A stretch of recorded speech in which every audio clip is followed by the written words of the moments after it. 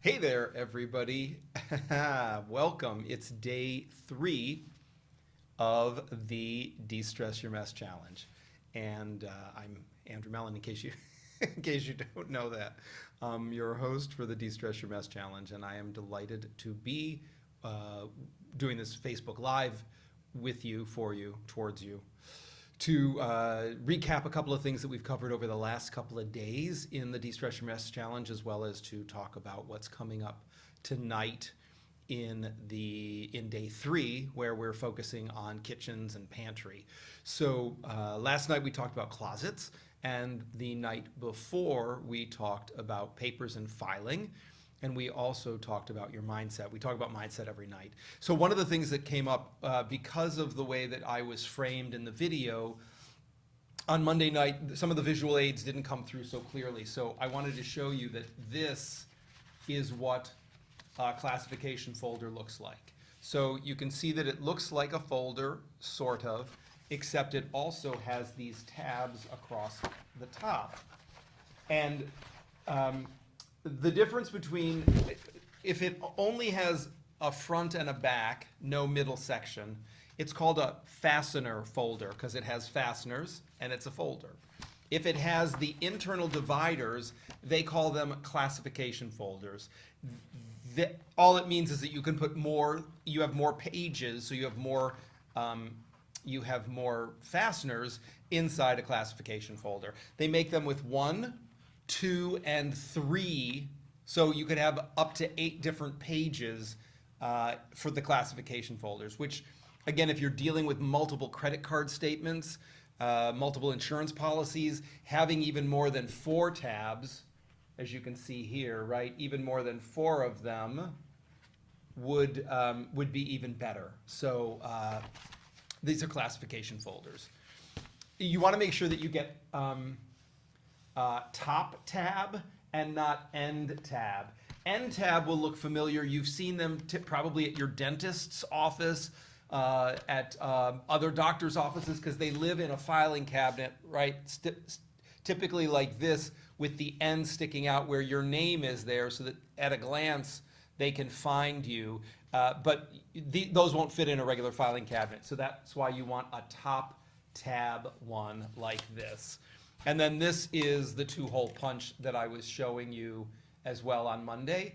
You'll notice it's not a 3-hole punch. So it just puts holes exactly the same width as these tabs. So when these prongs are up, the holes are perfectly matched. It's a super simple way of storing papers. And as I pointed out on Monday night again, once you fasten them down, if this ever hits the ground, if it falls out of your hand, if something happens to it, all of your pages stay right where you put them. So these are what I consider to be superior filing tools when it comes to filing papers. Several people were asking also what to do with all the papers when they scooped them up. So what you're going to do is you're going to start to sort them into like with like piles.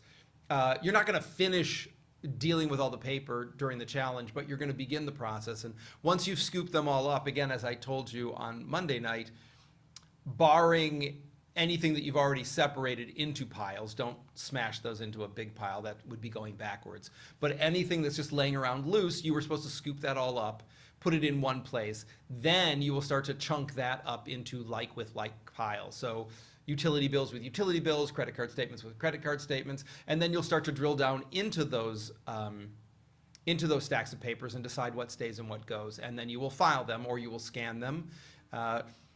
Of course, in my world, I don't think you need to scan them if you can still access them and download them already as a PDF. Why spend the time converting them to a PDF if you can just go and download the PDF? So you can keep the paper version to remind you to go get the PDF, throw this in the recycle bin or in the shred pile, and you save yourself some time. Speaking of saving your time, that leads us to something that I've seen bounced around in some of the threads today for yesterday around clothes and closets. Some people are talking about the old turn the hanger around trick, which is a completely valid technique.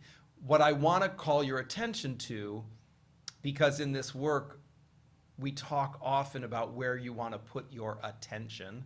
So I'm not mixing and matching here. I want you to put your attention where I'm directing it now.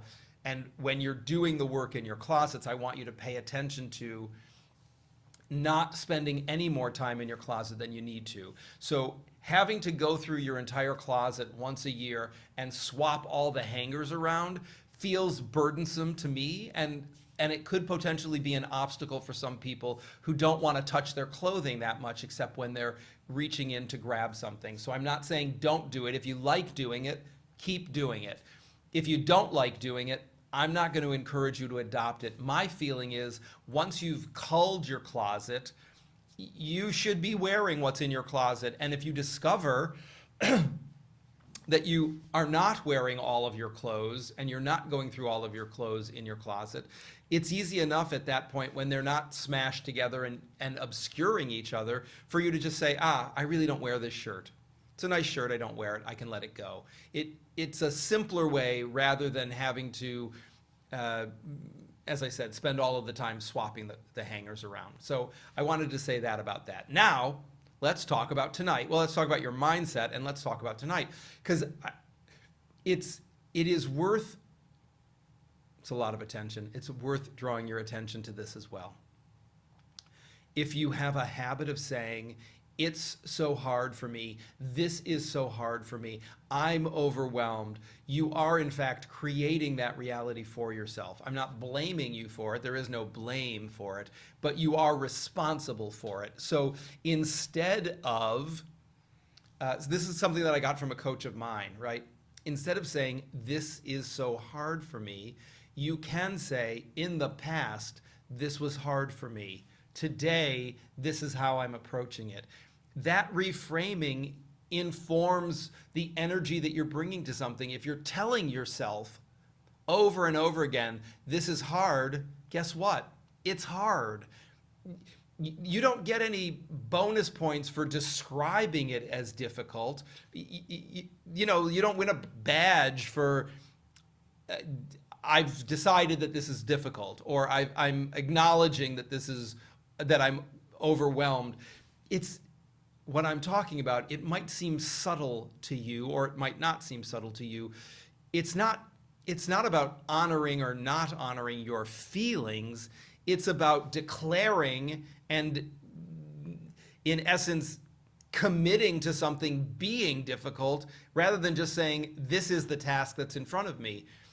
I don't know if we often walk into something before we do it and say, this is going to be easy. Oh, this is going to be so easy. This is easy. This is easy, right? But we are conversely really willing to say, oh, this is going to be so difficult. This is so hard for me. This is going to be difficult for me.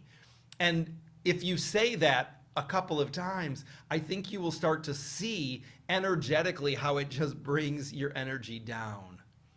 So my question to you is, what do you get out of nipping yourself in your ankles, trimming your energy back, sitting on your head and squashing your momentum? There must be something in it for you, consciously, subconsciously, unconsciously, that you keep doing it.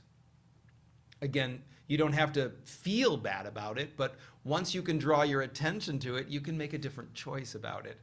So that's something that I want you to be thinking about overall throughout the entire challenge, and obviously far beyond that. Specifically tonight, we're going to be looking at the kitchen, and I think it is one of those places because so many of us grew up with this idea that food is love, or it's a way of expressing love. And certainly if you come from a family where food is one of the ways that people show their love for you, here, eat more, this is delicious, have some of this, have some of this, right? It becomes even more charged as you walk into the kitchen and you think about creating it in a detached, neutral, supportive, focused way, disentangling yourself from all of the strings and all of the emotional attachments. These are some of the things that we're going to talk about tonight, as well as the very practical nature of how to set up a kitchen that will function for you. So I just want to plant those seeds so that you're thinking about both of those things as we roll into tonight's presentation at 8 o'clock New York time. You can do the math on where that is, where you live, if you're not in the Eastern time zone in the United States.